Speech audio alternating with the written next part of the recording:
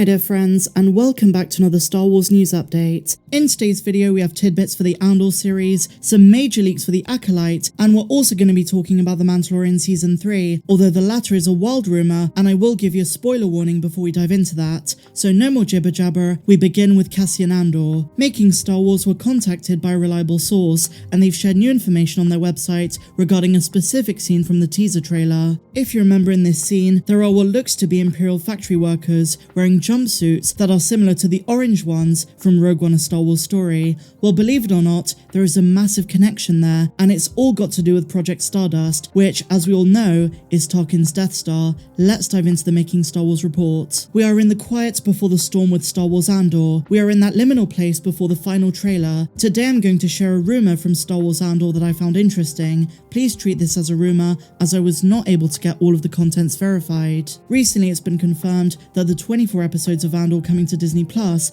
will leave Cassian Andor at Rogue One's front door. It is important to remember that by the time Andor is at Rogue One's front door, the Death Star is already constructed and ready to be tested. So here is the rumour. In Andor, we will see how the Empire and its corporations use a thriving prison system to extract capital from the people of the Empire against their will. In this instance, we have skilled prisoners who were former engineers and scientists being put onto assembly lines as slave labourers. One of the themes of Andor appears to be labour and imperialism, and as such, it seems the series will take on a perspective that even enslaved labourers have the power to revolt. Their source then says, quote, "It's like an Amazon warehouse from hell." As for the conditions of the prison, the prisoners are not even allowed to talk to one another. They are watched constantly. The only time they can interact is briefly in hallway corridors as they are moved to and from workstations, and it's in these moments they sneak messages and items back and forth to one another. They then say in one of the sequences with Robert Ems, who plays Supervisor Jones, we will get a glimpse at the brutality of an Imperial assembly line. The slave labourers work barefoot. They work barefoot on a wet floor. If the products on the line are of low quality or the work slows below Imperial standards, the enslaved prisoner labourers are shocked by the fluid on the ground. So really dark stuff. And the relevance to the Andor series is that at one point, they say super spy Cassian Andor takes the place of a prisoner and goes to the camp. Cassian is going to extract intel, but the problem is they can only communicate in the corridors of the institution. And it's at this stage that Andor is going to learn that this assembly line is part of a secret project. The workers are making parts for Project Stardust, which, as we know, is the Death Star project. Some of the parts on the table of the work camp do look a little like lightsabers, and we know the Stardust project did involve kyber crystals. They go on to say the source of this information believes all of this takes place over 2 episodes in the first season. So what I love about this leak is how Tony Gilroy is expanding our understanding of the Death Star. He's bringing in elements from Star Wars Rebels, the Tarkin novel, Catalyst, and even the Rogue One novelization. This is going to be really interesting. I love the daringness of Cassian taking on the role of one of these workers and being an undercover spy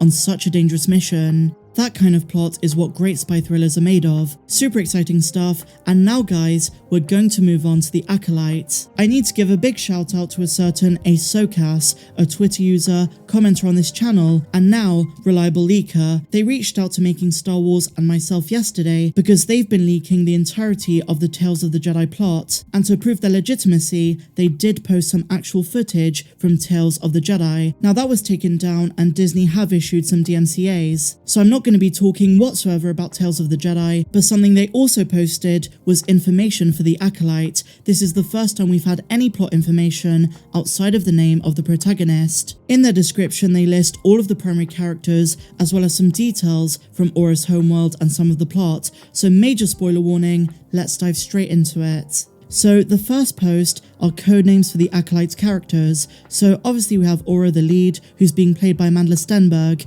Then we have Paul, a Sith Lord, only for 1 season, and he dies at the end. Next up we have someone called Theo, a grandfather and special guest star. This is for 2 episodes. Then you have Miri, the little sister, and Pen, the best friend character, a CGI male alien. Now later on they posted some concept art details and plot details too, but they do say unfortunately and for obvious reasons, they can't show us any actual art at this stage. So first of all they start by describing Aura's home planet. Apparently it's codenamed Sanshiro. It's full of marshland and mountains. The other 2 concepts included some snowy hills and the deserts. The second planet is called Feather. They don't have any information about it. So the only plot details they share is that early in the show, Aura's village is attacked by raiders. They say like 47 Ronin, except attackers are primitive, they're tribal and not totally sentient. They say the Jedi come to protect them in exchange for taking a few kids to train. Aura is too old, but her sister's taken away, and this eventually convinces her to join the Acolytes.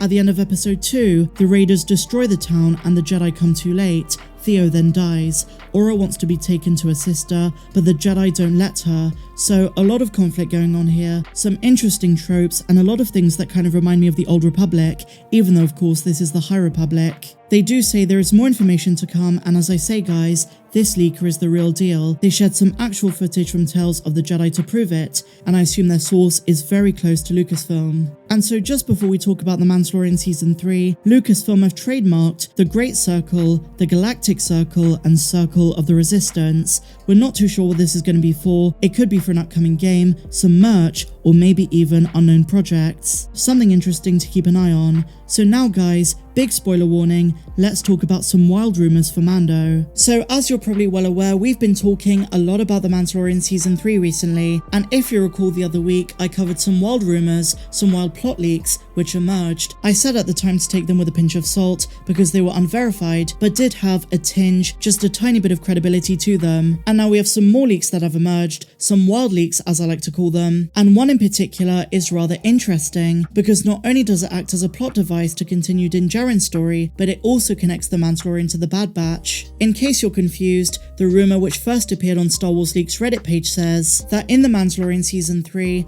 Din Djarin is going to come across the Havoc Marauder. That's right, he's going to find it abandoned. The obvious question is, where is the Bad Batch? Well, they're probably dead, all except for Omega, but they don't say if she appears or not. But I think the location of the ship, the condition he finds it in, and the context of the scene are all important, but the poster did not specify any of these details. What they do say is that Grogu uses Omega's room, which apparently is still somewhat intact. Not only this, but they say this is going to be Din Djarin's new permanent home, so at some stage he's going to give up the N1 Naboo starfighter. Now, I'm not too sure what to make of this leak. It could 100% be false, but there's a part of me that thinks this is something I could absolutely see Disney doing. I'm not sure the relevance within the story itself, unless of course Din does come across Omega or any survivors of the batch. But if it is going to be used as his forever home and it's simply abandoned, that brings up so many questions.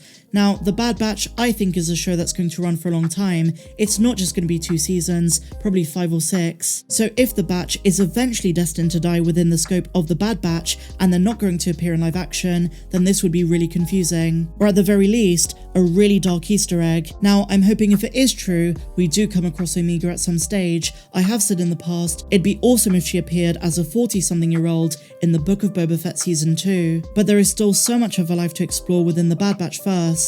As always guys, take this with a huge heap of salt. It's just a wild rumour and something worth having a fan discussion about. Now it could turn out, if for whatever reason this leak is true, that they're not talking about the exact ship, but rather the same model of Omicron class attack shuttle, but then again, they do make a big point about Omega's room. And given the parallels between the two stories of father and child, that makes me think there could be some legitimacy to this. I guess we're just gonna have to wait and see.